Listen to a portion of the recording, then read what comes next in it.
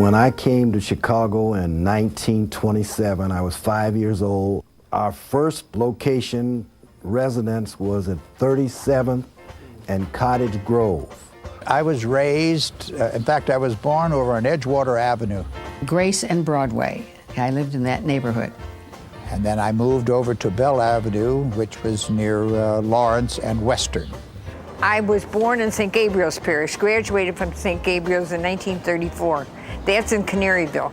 I lived on Independence Boulevard for many years. We lived at 37th and Giles.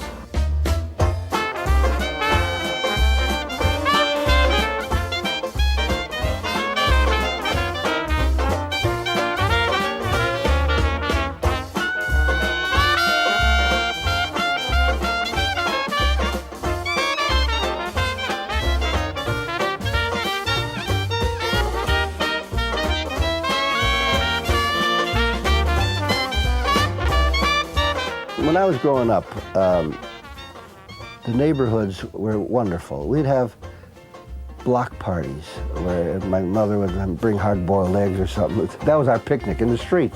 You know. In all neighborhoods, there was a feeling of closeness, a feeling of neighborliness, a feeling of families. We knew everybody in the whole neighborhood, and we went to school from the time we were in grammar school up through high school with the same people. You knew the grandmother of, your boyfriend and or girlfriend. But at that time, everybody knew that somebody was ill. Everybody was there to bring food in and to take care of these people. Oh, and doctors used to come to the house.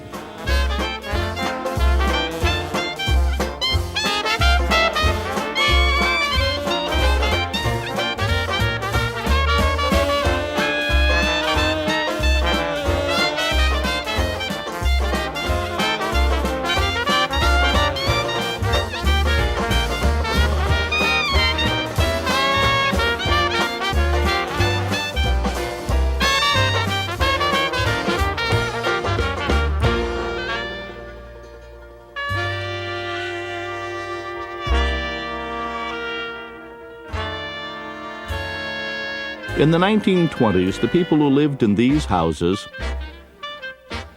walked these streets and sat on these porches were fully confident that Chicago was going to be the greatest city in the world. Chicago had a lot of vitality, and Chicago had a lot of industry, and Chicago had we had the meat packing plants, we had the steel plants. It was a time of a great optimism, a sense that this was going to last forever and that the city was going to be the greatest city in the world. Life was much slower. It was not so fast-paced. Amusements were a lot of home things, either at your home or someone else's home. Friends would get together. Everybody associated, without even calling on the phone, they used to sit on the front porch. Everybody sat on porches and talked to each other, not only next door to each other, but across the street from each other. Porches were big things back in those days. Sat on the front porch, and this lady made good pumpkin bread, and that lady made good something else, and then before long, the whole porch was full of people from the neighborhood, and everybody was friendly. You were friends almost immediately. We used to sit on a porch at night, and when the winds would come, breeze would come. Or if it was real hot in the house, we didn't have any air conditioning, we didn't have a fan. We used to sleep in the grass or in the yard. We'd put up a blanket and sleep there, we loved it. Or we'd walk to the park and sleep, and it was safe. You could go to Douglas Park, Independence, Garfield Park, and sleep in the grass. Nobody'd bother you. People would take their blankets and whatever bedding or pillows they had and come sleep at the lake. And thought nothing of it. No thought or concern about security because it wasn't a problem. No feeling of being approached or harmed. We felt so safe. Our neighborhoods were safe. Safe, we'd stay there all night. And that was a kind of a feeling that existed in the neighborhoods in those days. We would go and sleep on the grass. A boy, a girl, a boy, a girl. No drinking, no sex, no dope. Just nice, cool grass. As a little girl, we had so much freedom. You could be outdoors, anywhere, and we played hopscotch. We used to jump rope a lot. I had a very happy, carefree childhood.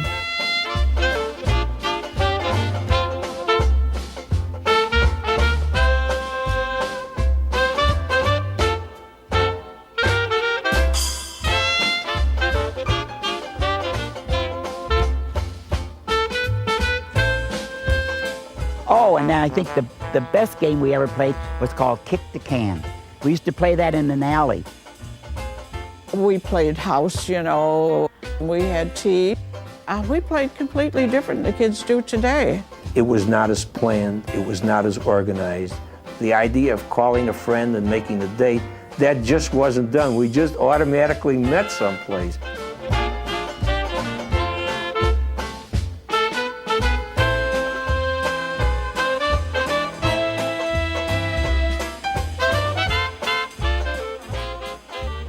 Oh, we had a park. There was Washington Park. And at that time, there was a lagoon over there. You could rent boats for like maybe 25 cents, go out rowing on the lagoon.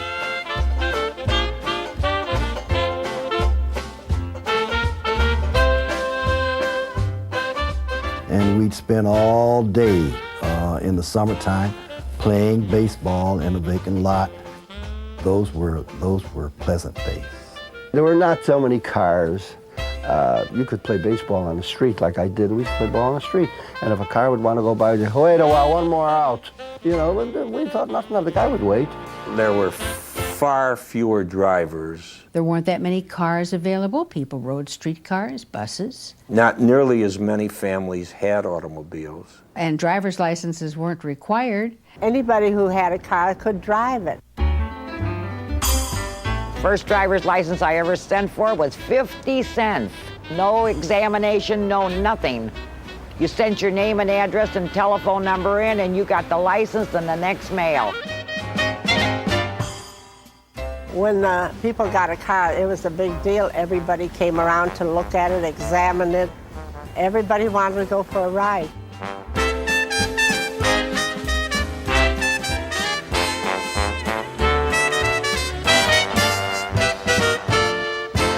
Everybody didn't have an automobile to go to other neighborhoods. In the 20s, shopping was different because people, they didn't travel around, and so people came to the house. The vendors used to come up and down the alley, and they used to sell fruits and vegetables. Oh, and the Iceman used to come, and we used to jump on the wagon, and he used to chip the ice, and there'd be little pieces of ice, and of course, your parents would always say, don't eat it, you'll catch pneumonia, you know. In those days, we didn't have refrigerators. You used to put a little sticker in your window that said you wanted ice to stop there. The sign was a square sign. It said 25, 50, 75, 100. So if you had a big ice box, you could put a big chunk of ice, which would last about 3 or 4 days, you know. And then you had a pan underneath, and it was always somebody's job to remember to empty the pan. And if you didn't, you'd sometimes come home and water was all over the floor. And when it did flood the kitchen floor, we were in trouble from our parents. I remember an organ grinder used to come and go up and down the streets. And all the kids would come out and they would throw pennies and the monkey would pick up pennies or whatever. And boy, that monkey was he well trained. He could get those crooked Carter has pills. The knife sharpener. He would come on a regular schedule and my mother would have the knives ready and we'd get down and he'd sharpen it right out in the alley behind the house. And the milk, of course.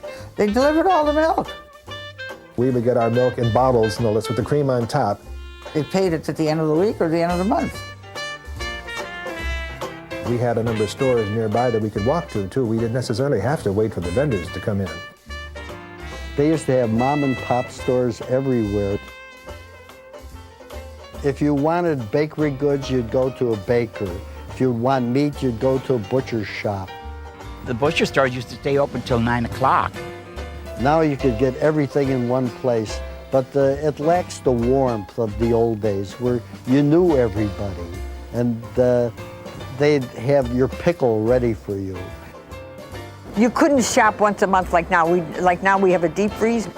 Yes, we went shopping practically every day.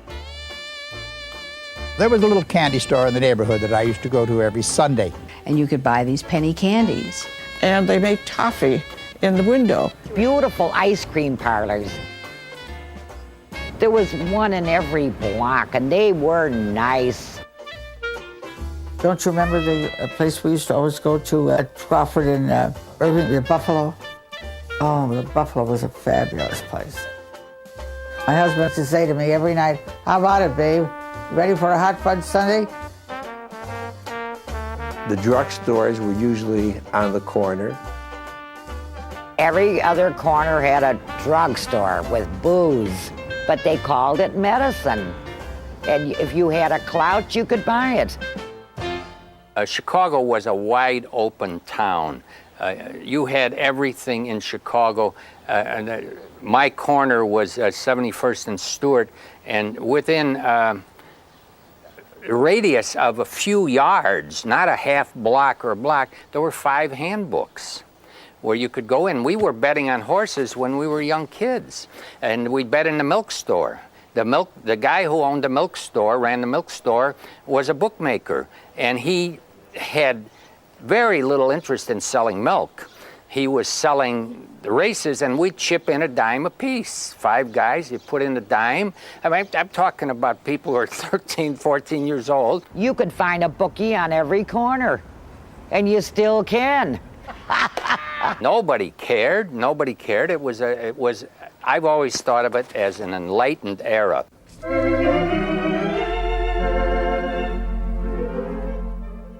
In those days, everybody went to the movies. Our mom would give us a quarter. We'd go to the show, to the ice cream parlor, and have money for White Castle. Most of the movies would change pictures maybe 3 times a week. As a youngster, Shirley Temple was my favorite. I used to dream about her. You're not a good woman. You're crazy. You got to be good to get stuff like this and need hard times. She was the greatest little star ever was. She was everybody's darling.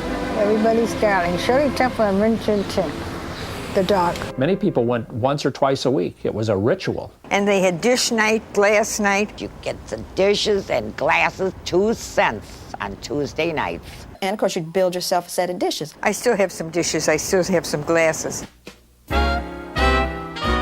Theaters in those days are not like the theaters today. Today they put them up with look like boxes. In the olden days, it was a work of art. All of the theaters in the 20s, you know, were very elaborately decorated on the inside. Very palatial.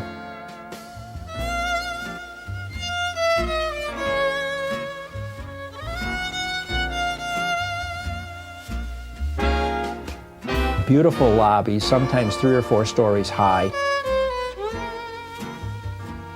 Many of them had a grand staircase where you could go to the balconies from the lobby. 2 of the great theaters in my neighborhood were the Marlboro and the Paradise. The Marlboro Theater just west of Pulaski on Madison, and the Paradise Theater just north of Madison on Pulaski. Now the Marlboro was a work of architecture. It was beautiful. The outside had looked like almost like a church.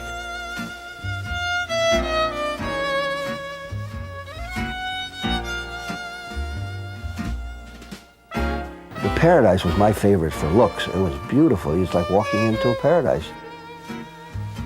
There were statues in the lobby, fountains, and the walls were marble. And you walk in, and the clouds are above your head with the stars. It's a different world. And you walked out of there, where was I? You know, it was great. There were a lot of smaller theaters that we would go to as kids on Saturday afternoon and see the serials. And they'd break it off, you know, and you'd dying to get back to see what happened the next time. This is Shirley McMillan. I'm in the colonnade. Help me, help, help. And you used to go every week because you didn't, when they left you, the heroine was dangling from a branch over the cliff, and he was riding on his horse, and you know, and you had to see what happens.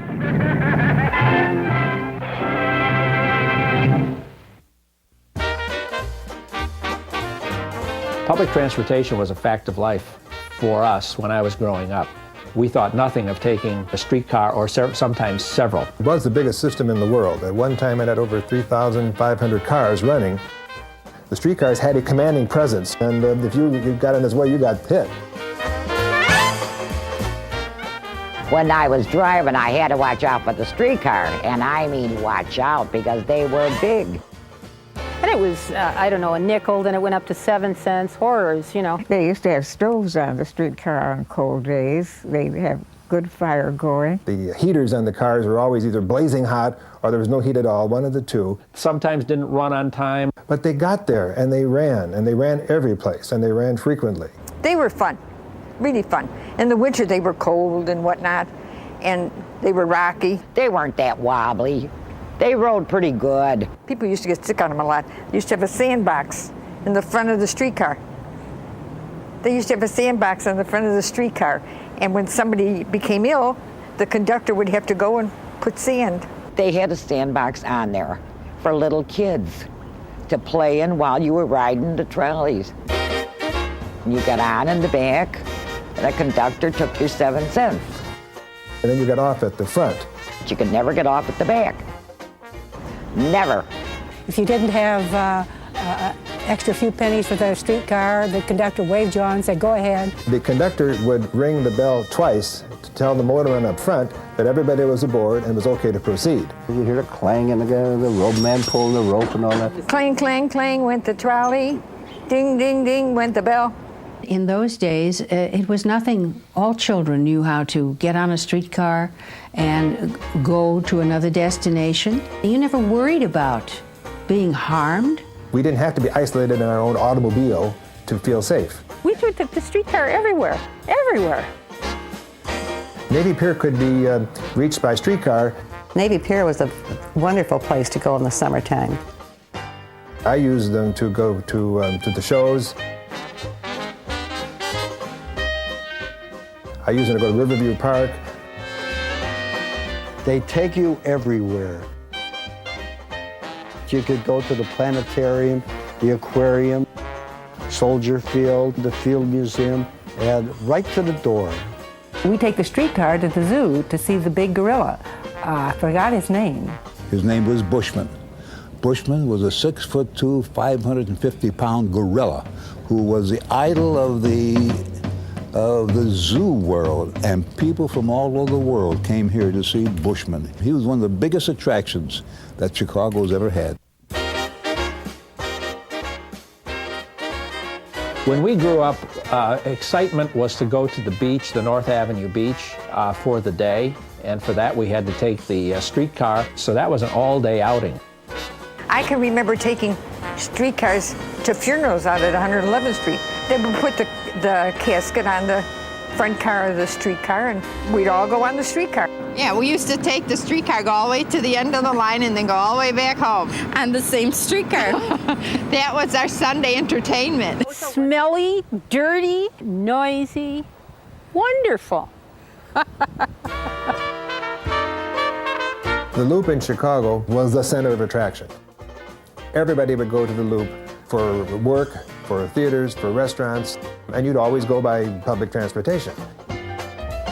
For excitement, everybody had to go downtown to see what was going on. The Loop in those days was crowded. It was busy, it was exciting, there was a bustle in the air. There were no shopping malls, and everybody went downtown to do their shopping. Well, the Loop was the center. Madison State was known as the busiest corner in the world. The Boston store on one side, Mantle Brothers on the other. 2 blocks down is the Fair store. They were all big stores, all huge stores. In the 20s, of course, Chicago was the railroad center of the world. There were 1,000 passenger trains each day that passed through Chicago.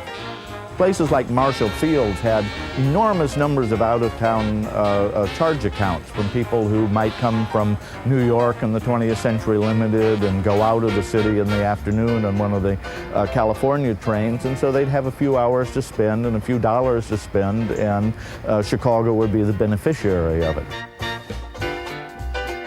The Loop in those days used to be active both during the day and at night. We maybe had 6 or 7 legitimate theaters. The Loop had great restaurants in those days. Henrices was the first of the great restaurants. Well, Henrices was a very, very fine shop, especially after the theater. Fritzl's was another restaurant we loved. 30, 40 dishes on the menu is supreme. Kranz's was across the street from Marshall Field, and they had the best ice cream you ever tasted. Oh, yes. Who could forget Kranz's? That was so beautiful with those curved glass windows in front. And they had little silver dishes filled with whipped cream with little pedestals on. I still remember that so well. My brother and I would stop at Kranz's for ice cream on our way to the theater. And then we would go to the theater and see the latest movie and the latest stage show. You'd go to see, say, the Chicago Theater, the Oriental Theater.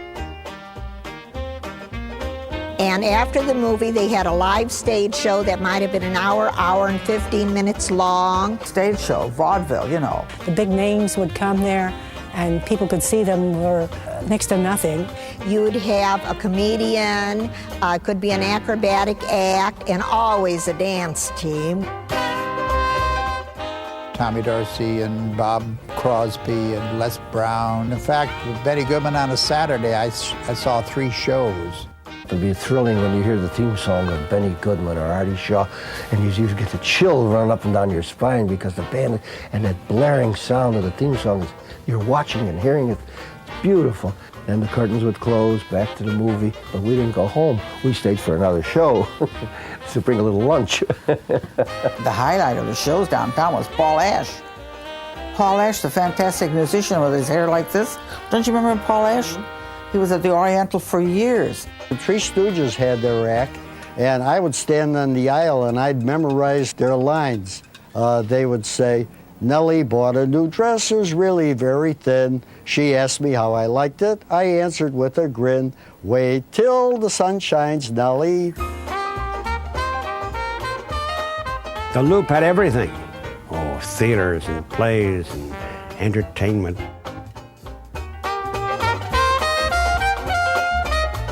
All sorts of people all day long, activity, even into the evening hours.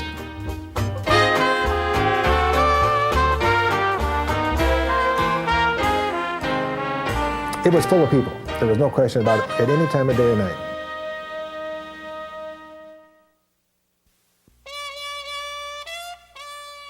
I remember when I was about 5 years old, I think. The biggest deal to me, my mother would take me onto the streetcar and we'd go to Maxwell Street. They had all used clothes and pots and pans and hot dogs.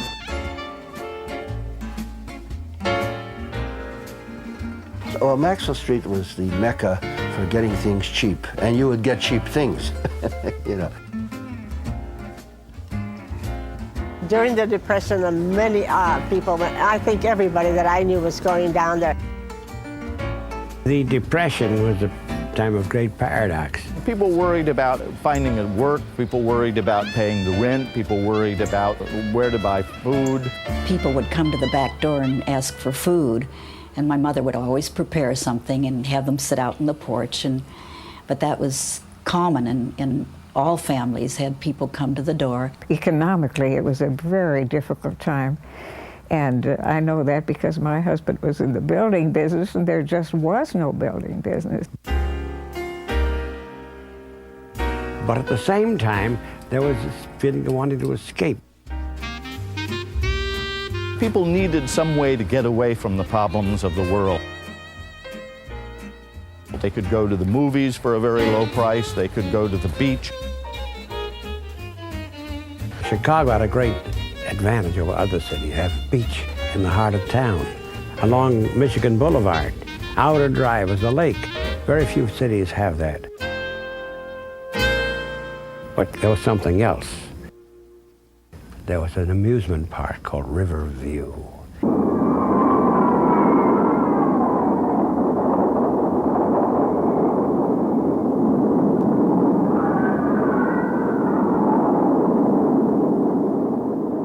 A bunch of us, 4 or 5 or 6 of us, usually go to Riverview in summer on 2-cent day.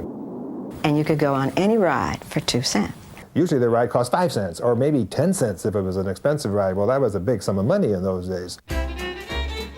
And when the streetcar stopped in front of the Riverview entrance, it was just a flood of people coming out. It was just beautiful. I went to Riverview 1,000 times. I had 4 sisters, and we went, the whole army of us, whole army, including one time we dragged my mother. Come on, let's go. When I was a little kid, whenever we had a birthday cake and you made a wish, my wish was, I want to go to Riverview. Riverview at one time was called the world's largest amusement park, and it was situated in Belmont and Western Avenue. I owned the Ferris wheel at Riverview for 27 years, from 1930 until 1957. All the kids used to love it. Yes, the first thing they'd hit was the Ferris wheel, you know. Hear them screaming and yelling, and it was really happy. Aladdin's Castle was, of course, it was a fun house. You would go through these dark passageways, and all of a sudden something would pop up at you out of nowhere, or some great giant spider would come down off the wall. You'd see it was meant to frighten you, or some those air drafts would blow, of course, the skirts of the ladies. You know, that was all part of the fun of the whole thing. Remember the Bug House, Molly? Yeah. Where you could go in and spend the whole day. See yourself thin and see yourself fat and short and tall. You couldn't wait to go to the next ride, and one of the big things was the Shoot the Chutes.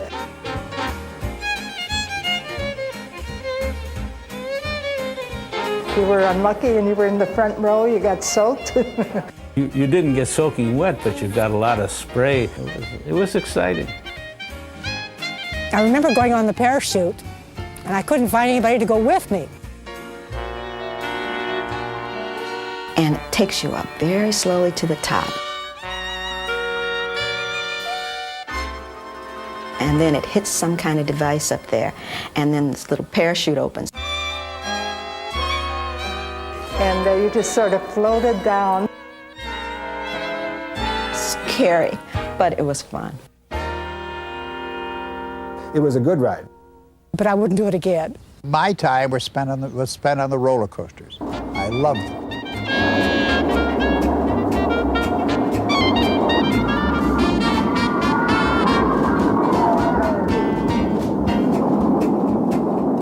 The Bob's, of course, was the ferocious one. That was the steepest one. That was the fastest one. That was the one that was the scariest. Everybody had to go on that. Some people wouldn't go on it.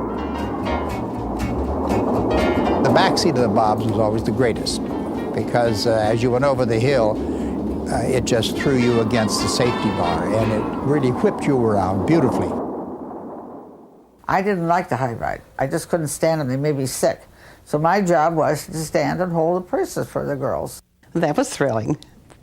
Riverview didn't have a ride called Tunnel of Love. It was called the Mill on the Floss. Oh, the Mill on the Floss is my favorite ride because it was nice and quiet, and although I never had a boyfriend to cozy up to. One of the differences between Riverview and maybe the old amusement parks and today's theme parks, today's theme parks are antiseptic. They're so clean. The old parks smelled good. You could go to Aladdin's Castle and the place would stink most of the time. A good smell, though, a nice smell. Riverview was raffish. The word is raffish. Riverview had sideshows. The fat lady, the tattooed man. The crazy mirrors and the freak shows. And it was very, very exciting. Especially in the evening when it was lit up. Especially for us kids in the 30s and 40s. That really was a fantasy land. That was magic to behold. Everybody was happy there. Yeah, that was a place I would miss. Oh, I loved Riverview. I did. And I wish it was still there.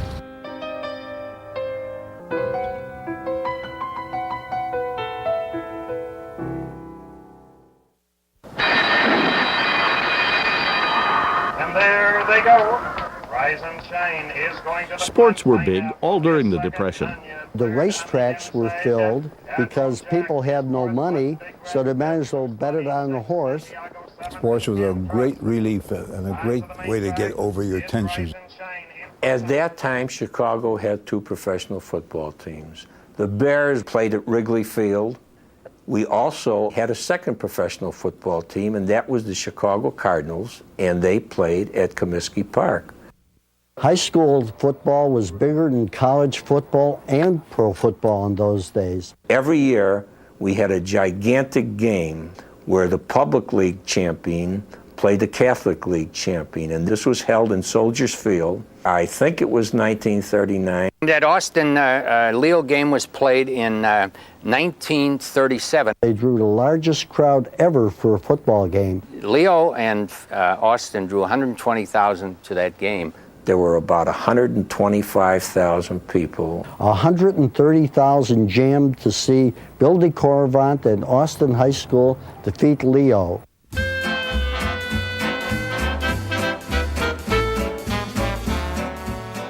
I used to take my mother to Wrigley Field when she'd come up because she had never seen a big league ball game. The Cubs owned town at that time. The Sox were going nowhere. It was fun watching them because we won games.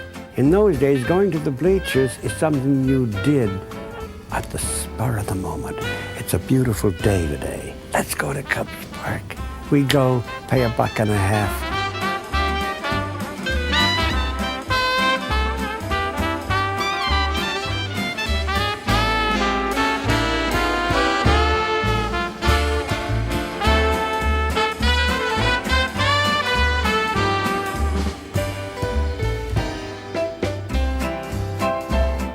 The players were more fun-loving, and there was more rapport between the fans and players in those days. Like Gabby Hartnett once posed with Al Capone. This was the greatest Cub team of all time. They called him Murderer's Row.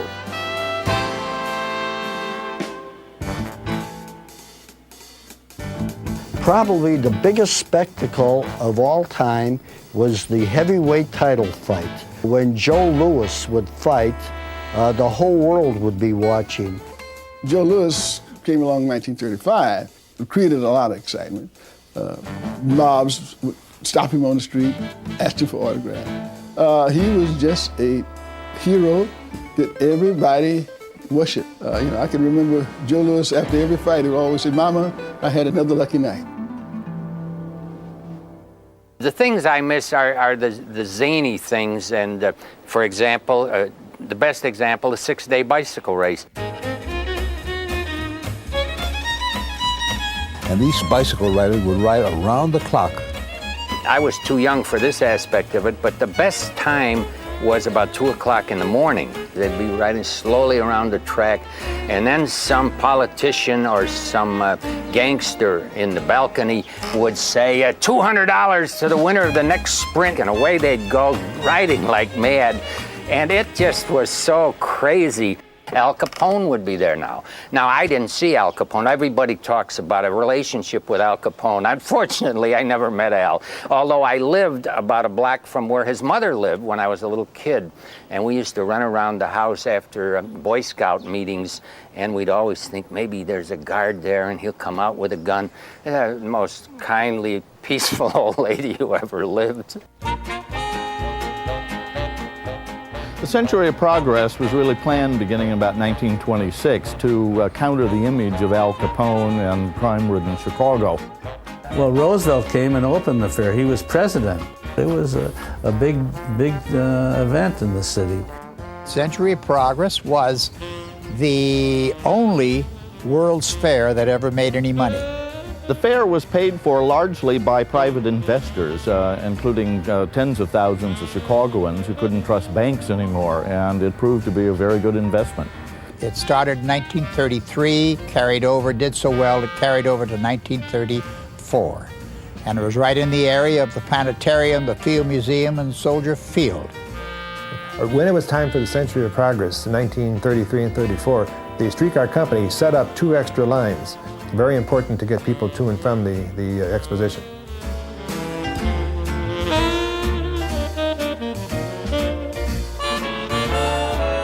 My husband built the Swift and Company building, and he worked on the Sky Ride, which was very exciting and scary.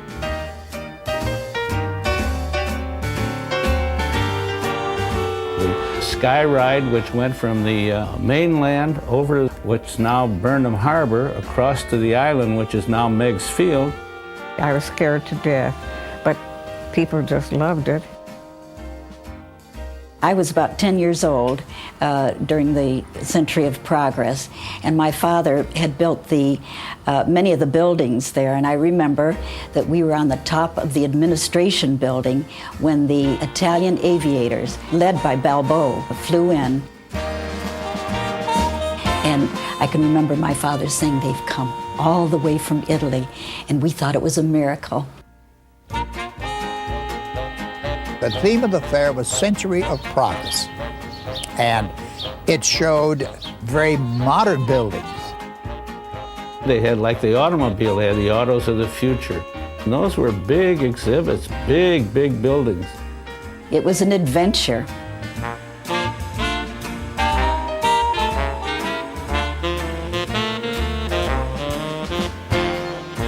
And I can remember they had chairs that young men would push, the chairs, and my grandmother would be pushed all over the fair. And they had big buses. They were open on the sides and they were pulled by a tractor, and you could get on and ride any place in the park. This is a picture of all of the people in the Bowery, which was on the Midway where the honky-tonk and all of the entertainment was. My dad is right in the middle. The group of chorus girls were in the front. The headliner, like Tina, she had nothing to do with the chorus girls, and the chorus girls had nothing to do with the showgirls, and it was they used to have terrible fights. There were people from all over the world that came and visited, you know. And well, there were many people from our neighboring states like Wisconsin and Indiana. We had relatives come from as far away as New York, Schenectady, Hoboken. So many people from downstate came up with their families. Oh, there were such mobs of people that came every day. It was bringing in a lot of people from all over the world, and it also brought in a lot of money to the hotels and the restaurants.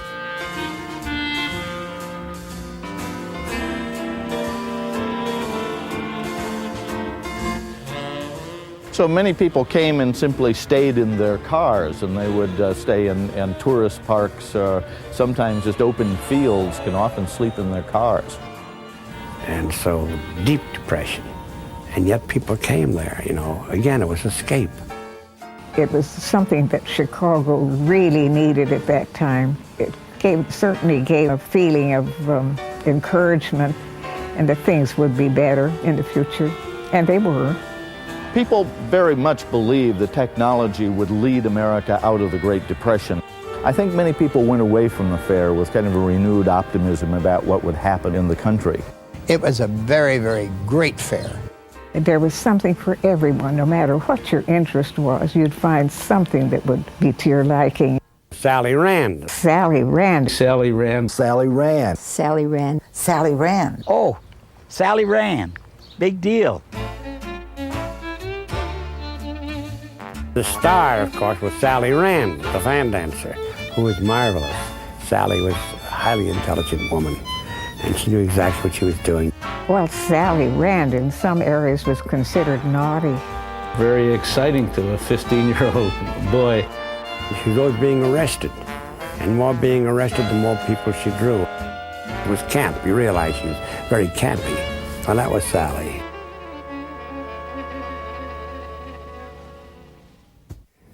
Someone asked me, what was your work during the 30s and 40s? I said, I was a Chicago gangster. And they say, well, what do you mean? I said, in soap operas. I would threaten Ma Perkins, this good, honest, hard-working American woman at a lumber yard. I would terrible to Mary Marlin. And there's an organ that would play Claire de Lune. And the announcer would announce the troubles Mary Marlin had. She suffered more than St. Teresa ever did, Mondays through Fridays, courtesy of Oxetol. Chicago was really the center of radio in the 1920s and the 1930s, even into the 40s a little bit. The biggest shows that came out of Chicago are household words today, 50, 60 years after the fact. Amos and Andy, Fibber McGee and Molly, The First Nighter, The Breakfast Club. Jack Armstrong, the All-American Boy, and Ma Perkins, Oxidol's own Ma Perkins, America's mother of the airways. 3 of the greatest kid shows of all time came out of Chicago radio. We had Little Orphan Annie, we had Captain Midnight, and Jack Armstrong, the All-American Boy. Now, Orphan Annie was #1 in kids radio in the 1930s. Da-da-da-da-dum-dum-dum. It's Orphan Annie time. Dum-da-da-da-da-dum-dum-dum. Who do you see? It's little Orphan Annie. Sandy, the dog, was portrayed by 3 people. Someone barked, someone growled, and I did the whining or crying. No, try to sound like a dog. Annie was known for her expressions, Annieisms, such as, "Leaping lizards, come on, we gotta go, hurry up." We used to romp home from school, and we'd listen to every program when we'd send away for Ovaltine mugs and rings that would glow in the dark that would turn your fingers green. And then every week when the program came on, they give you these magic numbers, and then you could decode on your little decoder what these numbers were, and you'd find out a clue to what was going to happen next week. Oh man, big stuff. If I could, I'd want to bring back the period of the radio. You imagine what they looked like, and you got to know them as friends, and they were part of your life. That was the wonderful part of radio, the ability for the child to imagine. The actors provided the sounds, the voices. The sound effects man gave us the sound. The musicians set the scenes, but the listener had to decorate the set and costume the actors, so we participated. The family, I remember we used to sit around on Sunday and clean out the refrigerator or icebox and we would sit around and listen to all the radio programming. Rochester, did you use my car last night? Well, Rochester, I just found a bobby pin on the front seat. A bobby pin? Yeah. What are you laughing at? There's only 2 of us here and it ain't mine. Jack Benny, Eddie Cantor. My God, whoever missed Eddie Cantor. Fibber McGee and Molly and all these programs that were... Well, you got to know the people. They were characters that you actually became absolutely part of your family. And one man's family, you knew every one of one man's family. Paul and all of them. Captain Midnight and Terry and the Pirates and the Lone Ranger. Molly Goldberg, that was a wonderful popular program. Oh, was it Rosie, Sammy, and out loud the window. She'd lift the window up and call out. Fibber McGee's closet. You're sure it's in there? Positive. Okay, here I go.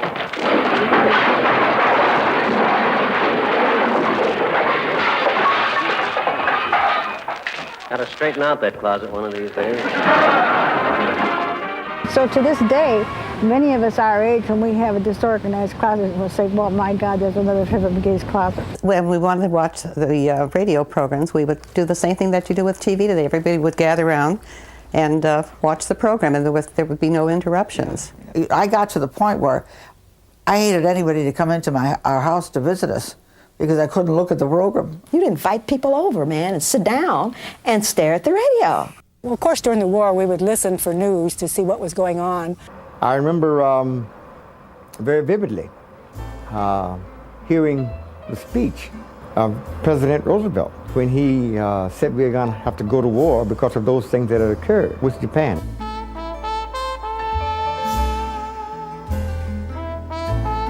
I remember very vividly when he got on the radio and made those announcements, yes indeed. The radio was our entertainment when we were home. I think the news and the music. Late at night, usually after 10 o'clock at night, you could tune into all kinds of different radio stations and pick up the big dance bands from downtown Chicago. You'd listen to music from the Black Hawk Restaurant or from the Congress Hotel. They had broadcasts from most of the major hotels downtown. Certainly the old Stevens Hotel, which later became the Conrad Hilton, the Sherman House, the College Inn of the Sherman House or the Sherman Hotel.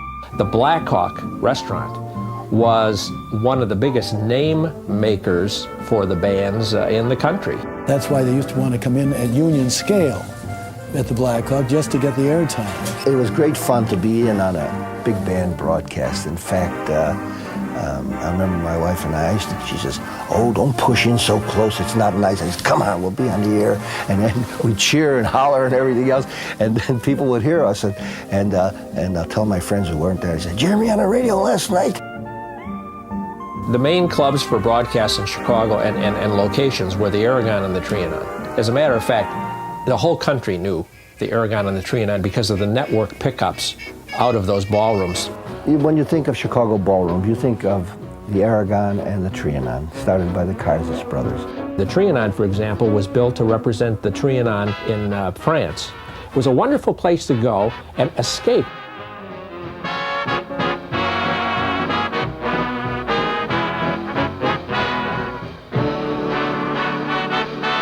The Aragon Ballroom was absolutely gorgeous, just gorgeous.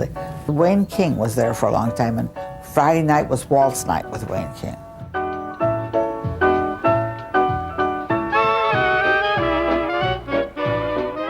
We met right here at the Aragon in the 40s, right over there.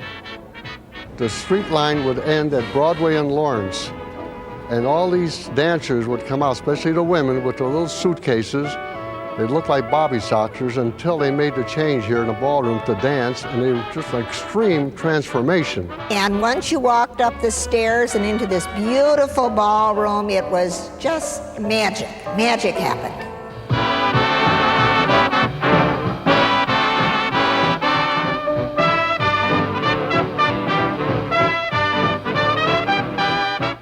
The orchestra, the girls in their gowns, the fellas, the terrific dancers we had those days. That was as glamorous as anything could ever be.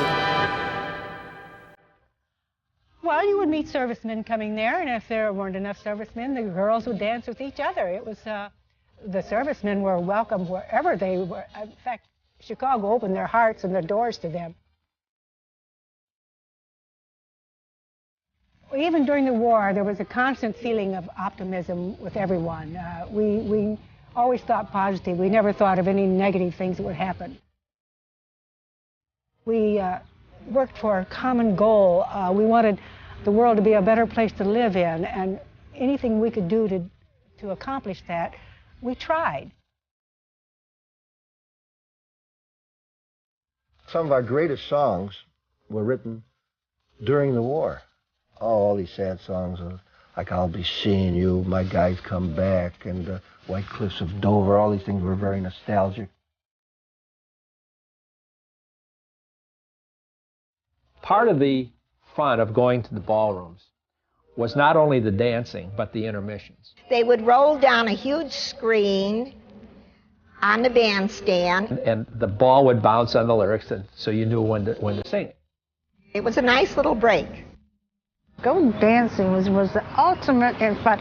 You never went out to dinner or a high-class place or anything that you did where there wasn't dancing. If you didn't have dancing, it was just, forget it. One place that I remember dancing was the Edgewater Beach Hotel Beach Walk. The Edgewater Beach, the boardwalk, was like being in Cuba. Open air, beautiful.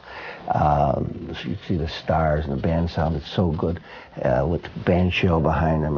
It was great, you know. The entertainment was constant around there because you had the Aragon, which was open every evening. You had the theaters all the time. And the Green Mill was a very lively place. It was a restaurant, a bar, and place where you could go to dance and meet people. The Green Mill Gardens has been at Lawrence and Broadway since 1907. A lot of history here. I started here in 1938. 7 nights a week, from 9 o'clock until 3:30 in the morning. We'd have a 4-piece band or a 3-piece band. Then in between we'd have an organist or a piano player with a drummer and the beautiful singers. A lot of times people would come leave the Aragon at 12 o'clock, the dancing's over. They don't want to go home. We'd stop off at the Green Mill for a drink and listen to some good jazz music. When the other places would close up, the musicians would come over here and just let their hair down and play. Oh, it was beautiful. And people would start clapping and enjoying themselves, and they just marveled at the music that was played here. Just about every tavern or lounge, if you went from Irving Park up to Howard Street. The most famous places were the Green Mill, the Cairo on Irving Park. The 1111 Club on Bryn Mawr. And they had one of the greatest trombone men was there. I forgot his name. Oh, George Brunis? Oh, yeah. George Brunis was a terrific trombone Dixieland player. He played at 1111 Club. And on his night off, Monday or Tuesday, he'd come in here and he'd play that trombone. And he'd get so drunk, they'd take his pants down and play in his shorts. There were all kinds of bands. There were small combos. There were the 9-piece orchestras or the 10-piece orchestras in the ballrooms. And later, the hotel dining rooms, because it became very fashionable to dance. Every hotel had a dance band, every hotel. In some cases, in 2 and 3 different rooms of the same hotel. The bands in Chicago were the thing, more than any other city in the world.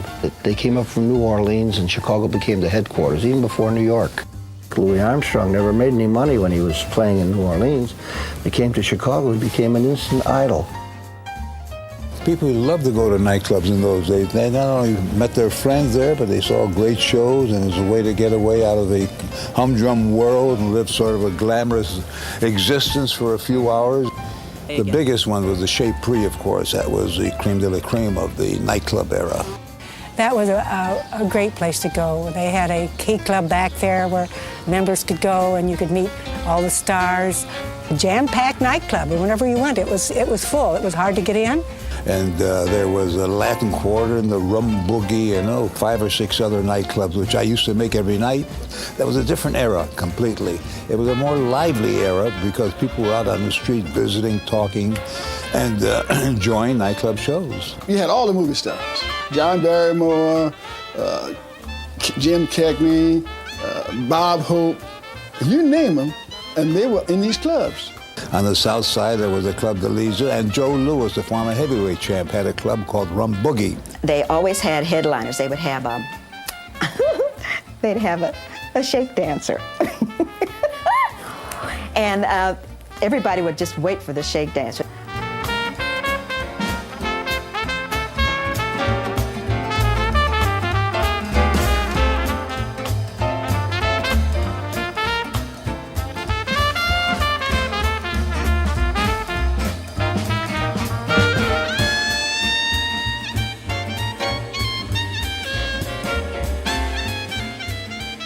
Clubs, excitement, people, and there was a reason for this. The reason was there was no television, and if you wanted to see the stars of the period, you had to see them in nightclubs. Not that they were performing, they were also guests.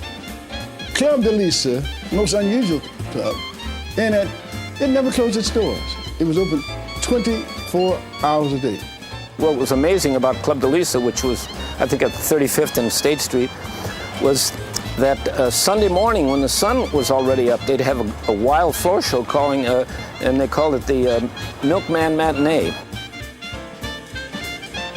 You know, about Club de Lisa, I remember this one guy, his name was Crip Hurd. The guy had one leg, and he'd come out, and the band would start to play, and this guy would literally dance on this one leg. Well, you had the kind of shows at de Lisa back in the 30s and 40s that you can't even get in Las Vegas now. You had at least 9, 10, maybe 12 acts. You had every kind of act that you could describe, they had it.